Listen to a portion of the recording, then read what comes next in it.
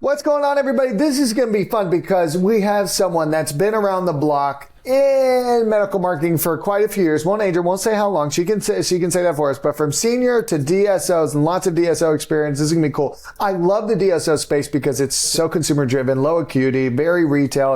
It's the closest thing to a purchasing decision to online or retail that we can find. And so I find that those marketers, my DSO marketers, some of the sharpest out there. Everybody, welcome Cindy. Cindy, what's up? How you doing? Hey, Alex. Thanks for having me. Great to join you. Yeah, we're going to have fun. And Cindy is nice and warm down in Melbourne, Florida, and I'm in Atlanta, and I'm wearing a hat. I look like a 5-year-old wearing a t-shirt because I like to go on walks while I talk. We're not going to do that, but everybody is hot. This is August. I'm not supposed to date the podcast, but it's okay. She can see the ocean from her house, from her room, so don't feel bad for it. Cindy, how do we get from selling shoes online to senior to DSO? Did you love the scene? Was it senior living, senior care, hospice? What was golden? It was all of those. So there were about 245 nursing homes across the United States. We had a hospice division. We had assisted living. We had rehabilitation therapy to get folks well if they had a fall or a heart attack or all those other things. So it was a nice coordinated care environment. So, if something bad happened, put somebody in the hospital, they're not well enough to go home. They go to a nursing care, and then we figure out how to get them better and get them back home. Yeah, the whole continuum. So that's cool. That's a good feeling too. You can take mama all the way through whatever care. And then you ended up in dental. You have a higher ed stint. Nobody knows this about Cardinal, but 20% of our revenue is actually higher ed. Anyways, we'll go into that. Yeah, 80% still healthcare, but we love higher ed. But dental, okay, fashion about DSO, scaling out DSOs then I assume, because you've been in it for a while. Yeah, a little bit. The space is interesting. I think that it's growing and DSO and consolidation is happening simply because there's a lot of competition. If I were a single practice and a doctor, I'd be throwing up my hands to say, how am I going to do this? Who am I going to hire? How am I going to do this business? So the economies of scale of having your back end, your marketing, your IT, your HR all makes a lot of sense. And I think that's what we're seeing in the marketplace. And you've seen it as well, Alex. A lot of those single practices are matriculating with a particular DSO because it lets them focus on taking care of the patient and leaving the back end stuff, the stuff they might not love so much, to folks who've got those skill sets.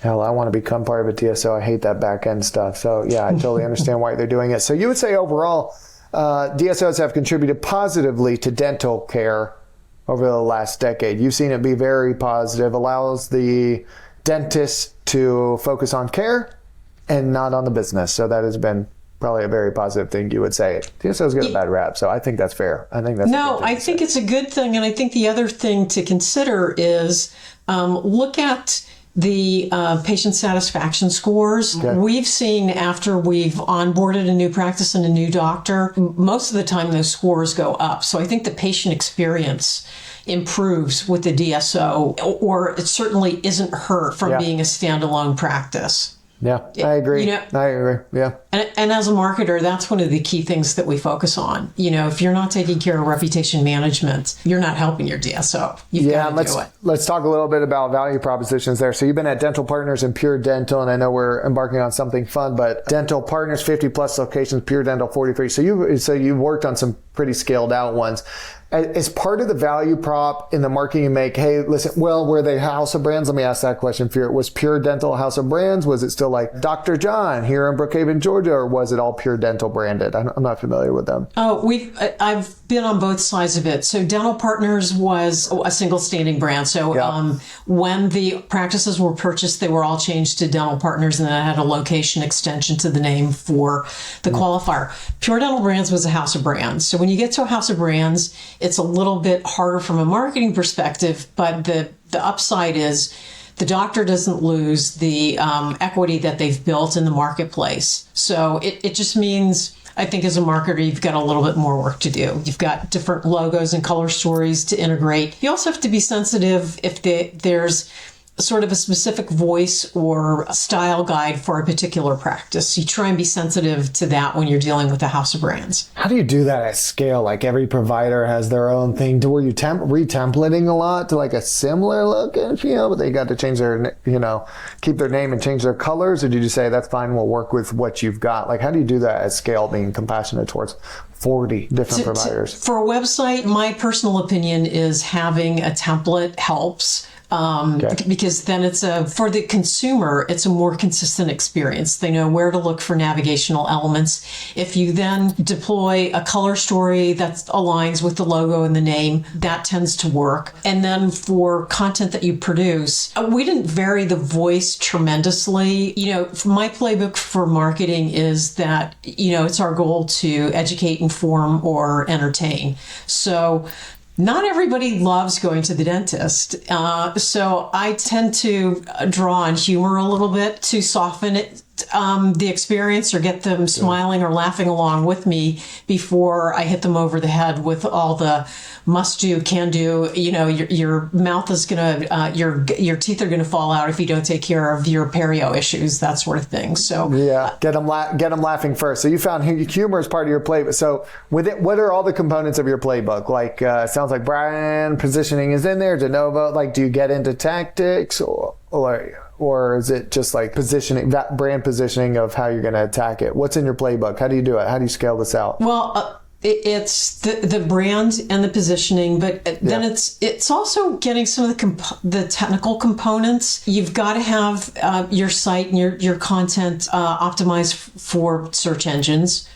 And that, to me, I think is the hardest part in a marketing playbook today. The algorithms change. Nobody has a magic bullet. I don't think no one's ever going to get a magic bullet. So, I think the main thing is with digital, you can't set it and forget it. Even if you think you've figured something out, it's going to work for a week or maybe a month. And then you need to evaluate where's the trend, what's happening, and what else do you need to add to it. So for some of the DSOs that I've stepped into, the key things to do right away were figure out what changes need to be made for the website, do some SEO work. But then it was really getting specific and focusing on reputation management, paid search, so that you're bringing in a steady stream of new patients to help offset any attrition that's happening with the patient base, listings and photos and video to help augment the SEO efforts. And that in and of itself sometimes is a lot of work, especially when you've got to roll it out to 40, 50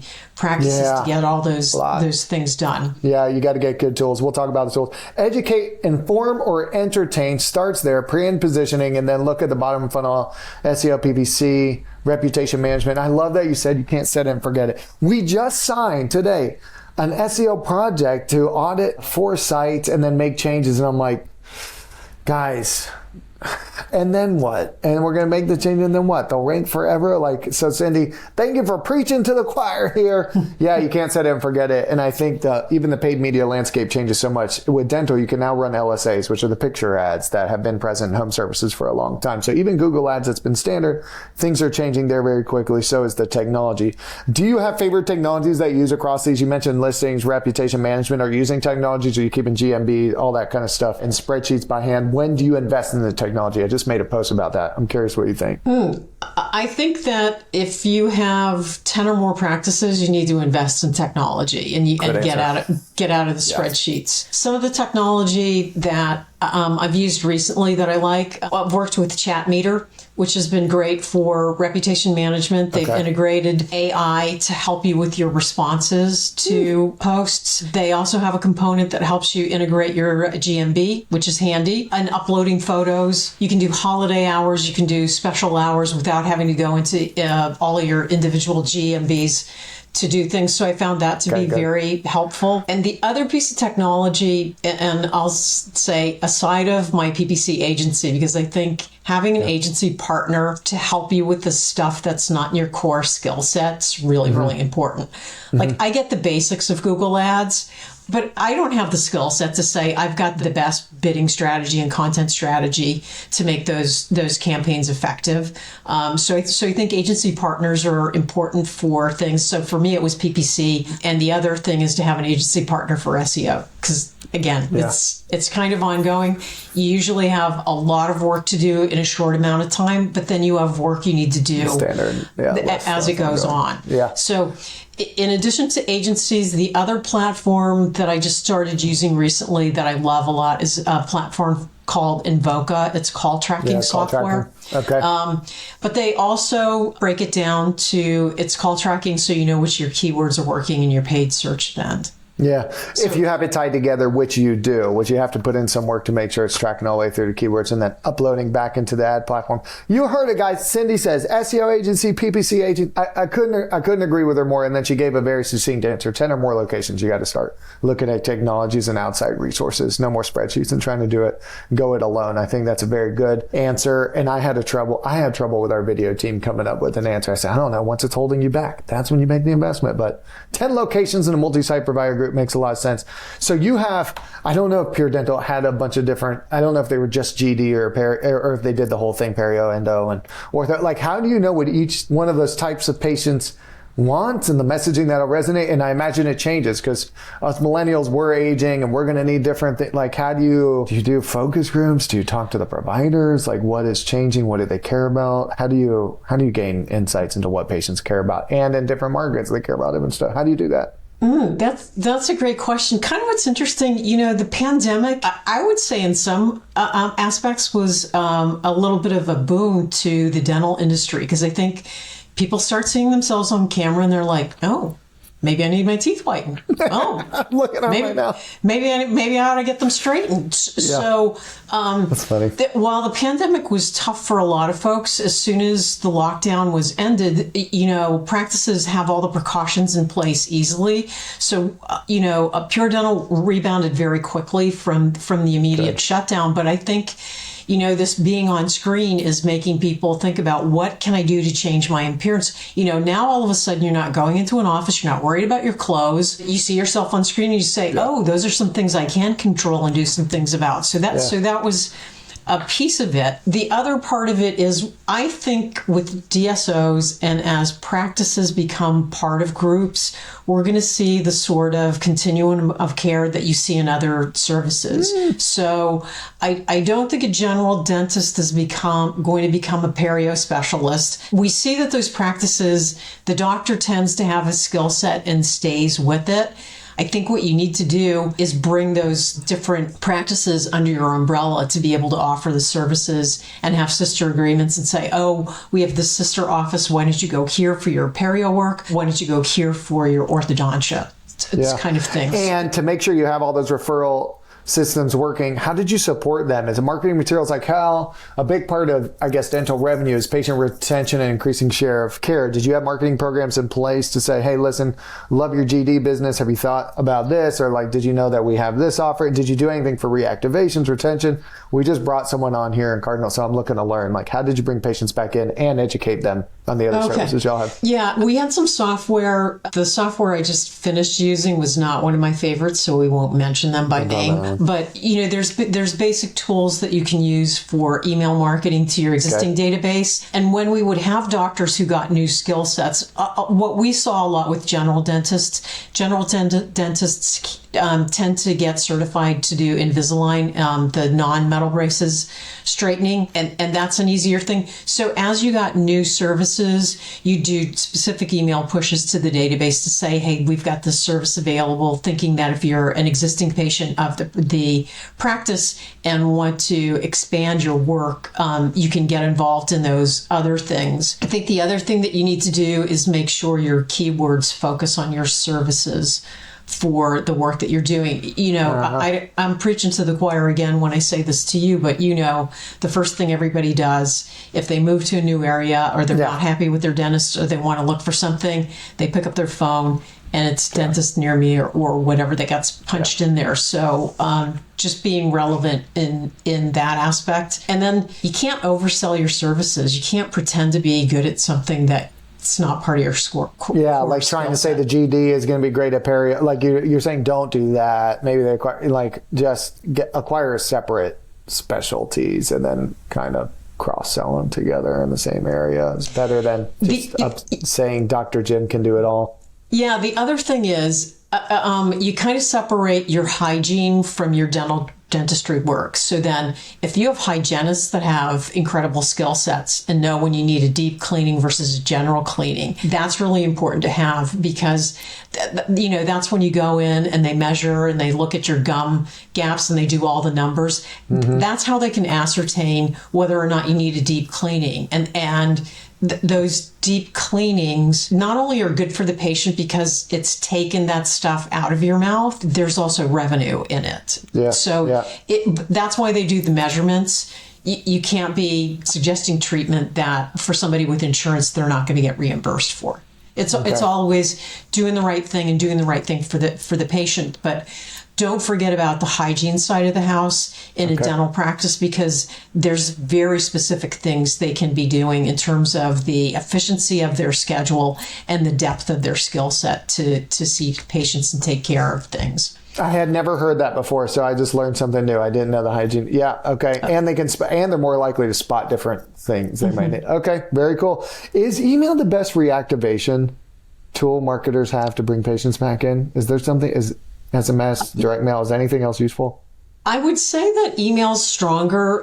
Sometimes what we tend to do when you're onboarding a new doctor or you're introducing a new doctor to a practice, then we'll use direct mail to help let the community know you're going to have a new doctor in the practice. It does two things. It's not so much that I see it bring patients in the door kind of thing, because you'll do a mail or you have a call number. The mail houses can do the tracking. You can quantify how effective that piece is. But it does two things. You create goodwill with your doctor to show that you're willing to market them and support them and you want to get them in front of the practice. But it's not that you do either or. You do a direct mail piece, an email, and post a whole suite of social campaigns to help support a new doctor joining. Okay. Yeah. Okay. All right. I'm learning. That's cool. How do you see the DSO space? I went to the ADSO conference, but they wouldn't let me sit in any of the panels because I'm a vendor. So that's not fun. So I haven't gotten to hear how the DSO space is going to be evolving in the coming years.